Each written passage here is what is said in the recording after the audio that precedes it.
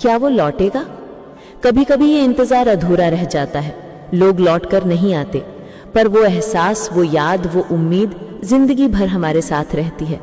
और शायद इसी में मोहब्बत की गहराई छुपी है, क्योंकि इंतजार कभी बेकार नहीं जाता।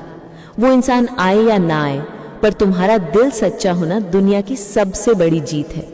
मोहब्बत का असली रंग तो वही है, किसी के बिना भी उसी का होना, किसी की गैर मौजूदगी में भी उसी का इंतजार करना।